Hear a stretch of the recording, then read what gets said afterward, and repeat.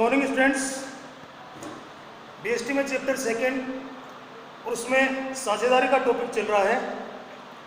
आज देखेंगे कि साझेदारी का पंजीकरण कराना क्या अनिवार्य है या नहीं है, और पंजीकरण कराना अगर अनिवार्य है तो किस प्रकार पंजीकरण कराया जा सकता है। साझेदारी फर्म के पंजीकरण का अर्थ है फर्म के पंजीयन अधिकारी के पास रहने वाली फर्मों के रजिस्टर में फर्म का नाम तथा संबंधित विवरण को प्रविष्ट कराना। यह फर्म की उपस्थिति का प्रमाण पत्र होता है। जैसा मैंने आपको बताया है कि साझेदारी का पंजीकरण कराना आवश्यक नहीं है, बट वांछनीय है। चाहे तो फर्म पंजीकरण करा सकती है। पंजीकरण कराने के कई फायदे होते हैं, इसलिए पंजीकरण करा लेना सदैव उचित रहता है। तो पंजीयक यानी रजिस्ट्रार के पास में एक रजिस्टर होता है। फॉर्म अप्लाई किया जाता है। उस रजिस्टर में जिस क्रमांक पर, जिस नंबर पर फर्म का नाम लिखा जाता है, वो नंबर उस फर्म का रजिस्ट्रेशन नंबर कहलाता है। जैसे आप स्कूल में एडमिशन लेते हैं, कॉलेज में एडमिशन लेते हैं, तो एसआर नंबर आपको दिया जाता है।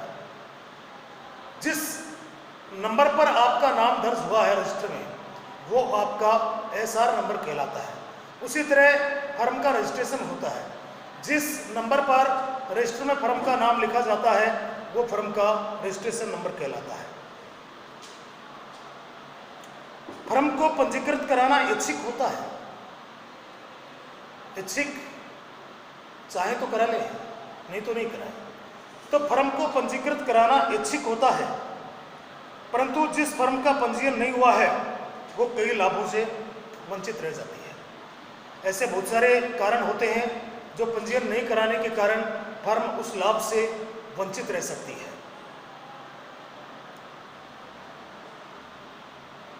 अब देखिए, फर्म का पंजीयन नहीं कराने के कारण निम्नलिखित परिणाम हो सकते हैं। अगर फर्म का पंजीयन रजिस्ट्रेशन नहीं कराया जाता है तो क्या क्या फर्म को दिक्कत आ सकती है, कौन से लाभ से फर्म वंचित हो सकती है। नंबर 1, एक अपंजीकृत फर्म का साझेदार अपनी फर्म और अन्य साझेदारों के विरुद्ध वाद यानी मुकदमा दायर नहीं करा सकता है। अगर फर्म का रजिस्ट्रेशन नहीं है तो फर्म का कोई भी साझेदार अन्य किसी फर्म के विरुद्ध और अपने किसी साझेदार के विरुद्ध मुकदमा दर्ज नहीं करा सकता है, वाद प्रस्तुत नहीं कर सकता। एक नुकसान ये होता है। दूसरा देखिए, फर्म अन्य पक्षों के विरुद्ध मुकदमा दर्ज नहीं करा सकती। फर्म अन्य फर्मों के विरुद्ध, नंबर 1, साझेदार अन्य साझेदारों के विरुद्ध मुकदमा दर्ज नहीं करा सकता है। फर्म भी दूसरी फर्म के विरुद्ध, अगर कोई मतभेद हो जाता है तो रजिस्ट्रेशन नहीं है तो फर्म भी दूसरी फर्म के विरुद्ध मुकदमा दर्ज नहीं करा सकती है। और फर्म साझेदारों के विरुद्ध मुकदमा दर्ज नहीं करा सकती। साझेदार फर्म के विरुद्ध मुकदमा दर्ज नहीं करा सकते, फर्म साझेदारों के विरुद्ध मुकदमा दर्ज नहीं करा सकती, और फर्म किसी दूसरे फर्म के विरुद्ध भी मुकदमा दर्ज नहीं करा सकती। अगर रजिस्ट्रेशन नहीं हुआ है तो इन 3 लाभों से फर्म वंचित हो जाएगी, वंचित रह सकती है। अतः हम कह सकते हैं कि फर्म का पंजीयन यद्यपि अनिवार्य नहीं है, फिर भी पंजीयन कराना सदैव उचित रहता है। पंजीयन करवा लेना चाहिए। भारतीय साझेदारी अधिनियम 1932 कौन सा अधिनियम है? 1932, ये ध्यान में रखना होगा। भारतीय साझेदारी अधिनियम 1932 के अनुसार किसी फर्म की साझेदार फर्म को उस राज्य के रजिस्ट्रार के पास पंजीकरण करा सकती है जिस राज्य में वो स्थित है, जिस राज्य में फर्म स्थित है। अगर कोई फर्म राजस्थान में है तो राजस्थान के रजिस्ट्रार से उसका रजिस्ट्रेशन कराया जा सकता है। अब पंजीयन की देखिए क्या प्रक्रिया होती है। फर्म का पंजीकरण कैसे कराया जाए? तो फर्म के रजिस्ट्रार के पास निर्धारित प्रपत्र यानी फॉर्म जो होता है, आवेदन होता है, उसको भरकर फर्म के रजिस्ट्रार को प्रस्तुत करना होता है। इस आवेदन पत्र में कौन कौन सी बातें लिखी जाती हैं? देखिए, फर्म का नाम, वो स्थान जहां फर्म स्थित है और वो स्थान जहां फर्म अपना व्यवसाय कर रही है। राजस्थान में है तो राजस्थान में कहाँ है, उस स्थान का नाम लिखा जाएगा। जयपुर में है तो जयपुर में किस स्थान पर स्थित है, वहां का नाम लिखा जाएगा। अगर झोटवाड़ा में है तो झोटवाड़ा का नाम आएगा। प्रत्येक साझेदार के फर्म में प्रवेश की तिथि, कौन सा साझेदार फर्म में कब आया, उसके प्रवेश करने की तिथि भी इसमें लिखी जाती है। साझेदारों के नाम और पते, जितने भी साझेदार हैं उनके नाम और उनके पते इस फॉर्म में लिखे जाते हैं। साझेदारी की अवधि, अगर साझेदारी की कोई अवधि निश्चित की गई है तो उस अवधि के बारे में भी इस आवेदन पत्र में लिखा जाता है। इस आवेदन पर सभी साझेदारों के हस्ताक्षर होते हैं। आवेदन भरने के बाद में इस आवेदन पत्र पर सभी साझेदारों के, जितने भी साझेदार हैं उन सब के हस्ताक्षर होते हैं। फर्मों के रजिस्ट्रार के पास आवश्यक फीस जमा कराना, सभी साझेदारों के सिग्नेचर होने के बाद फर्म रजिस्ट्रार के पास जो भी फर्म को रजिस्टर्ड कराने की आवश्यक फीस है वो फीस डिपॉजिट करानी पड़ती है, उसकी रसीद प्राप्त करनी पड़ती है। स्वीकृति के पश्चात रजिस्ट्रार फर्मों के रजिस्टर में प्रविष्टि कर देगा तथा तत्पश्चात पंजीयन प्रमाण पत्र जारी कर देगा। अब मान लीजिए रजिस्ट्रेशन कराने में फर्म का नाम सबसे पहले देखा जाता है। मान लीजिए फर्म ए, बी और सी, तीन नाम फर्म के भरने के लिए कहा जाता है। अगर ए नाम से पहले से कोई फर्म है तो रजिस्ट्रार इस नाम की अनुमति नहीं देगा। अगर बी नाम से भी कोई फर्म पहले से है तो इसकी भी अनुमति नहीं मिलेगी। सी नाम से कोई फर्म नहीं है तो रजिस्ट्रार इसकी अनुमति दे सकता है, और सी नाम से भी पहले से कोई फर्म है तो इसकी अनुमति भी नहीं मिलेगी। फिर से तीन नाम रजिस्ट्रार को देने पड़ेंगे।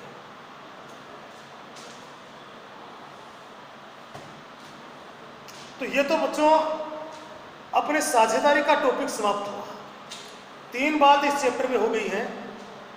व्यावसायिक संगठन के स्वरूप में एकल व्यापार, संयुक्त हिंदू परिवार व्यवसाय और साझेदारी। अब चौथे नंबर पर आता है सहकारी संगठन।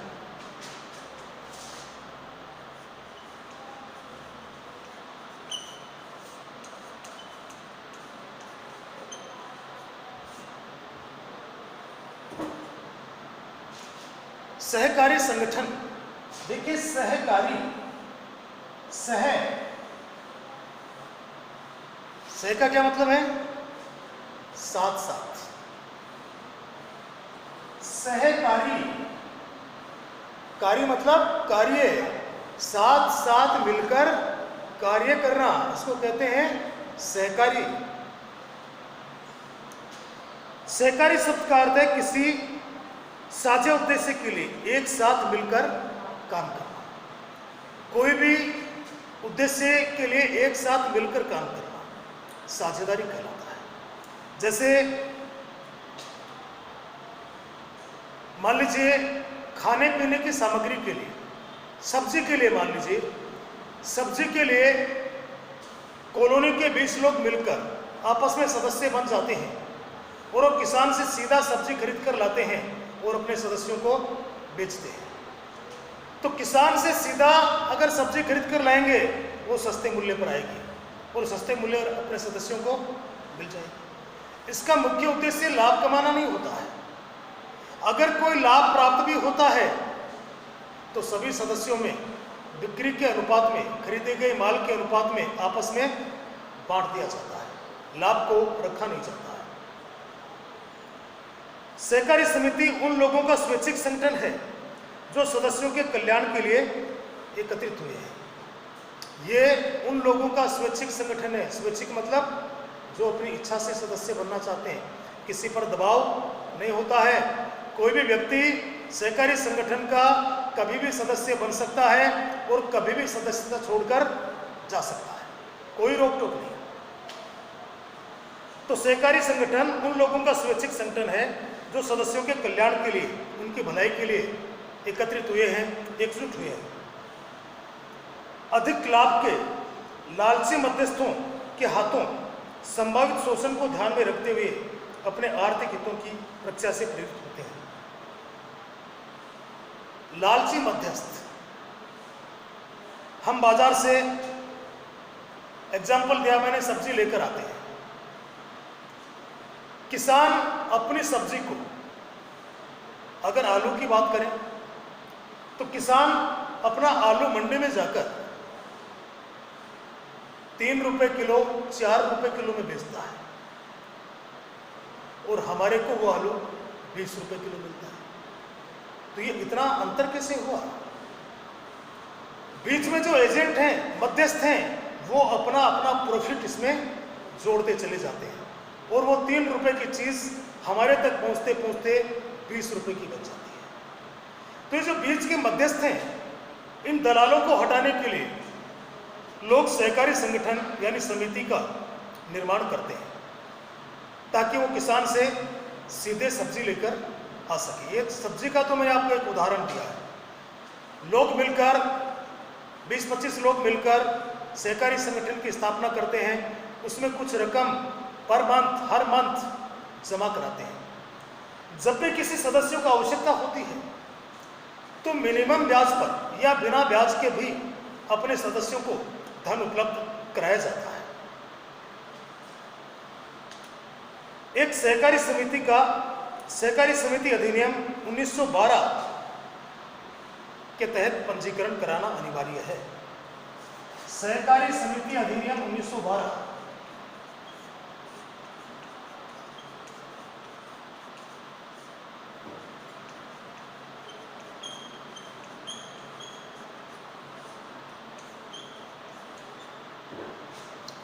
ये ध्यान रखना होगा बेटा। सहकारी समिति अधिनियम 1912 और साझेदारी अधिनियम 1932। तो सहकारी समिति अधिनियम 1912 के अनुसार किसी भी सहकारी समिति का पंजीकरण कराना अनिवार्य है, आवश्यक है, कराना ही पड़ेगा। इसके बिना समिति की स्थापना नहीं हो सकती है। इसकी प्रक्रिया सरल है।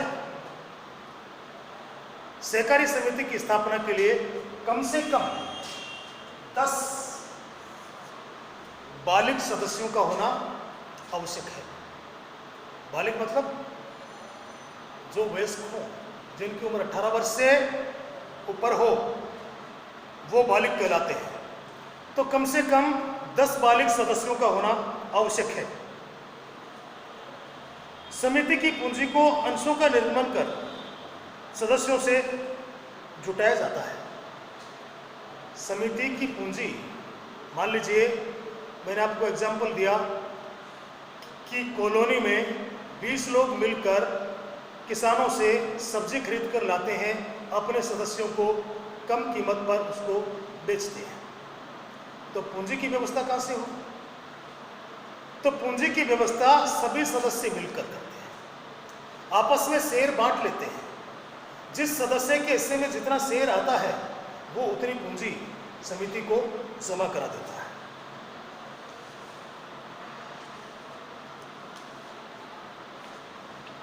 तो सहकारी समिति क्या है?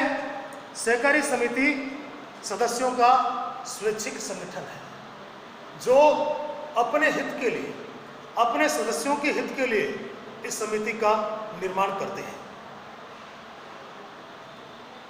अब देखिए सहकारी समिति की विशेषताएं क्या क्या हैं।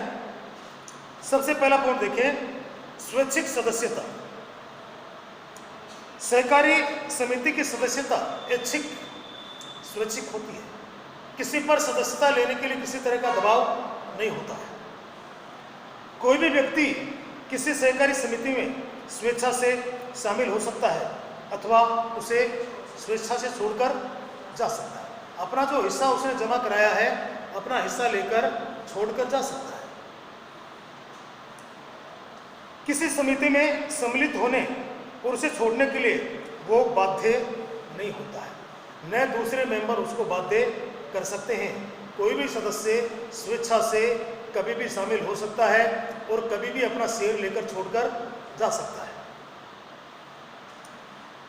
यद्यपि छोड़ने से पहले उसे एक नोटिस देना पड़ता है, समिति को बताना पड़ता है कि मैं सदस्यता छोड़ना चाहता हूं,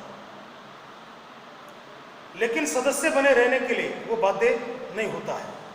इसकी सदस्यता खुली होती है तथा किसी भी धर्म, जाति और लिंग का व्यक्ति इसका सदस्य बन सकता है।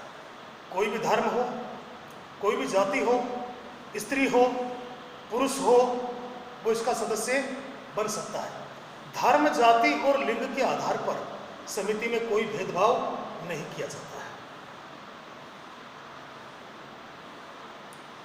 तो आज इतना ही बच्चों, बाकी सहकारी समिति के बारे में कल की क्लास में हम चर्चा करेंगे। Okay, thanks.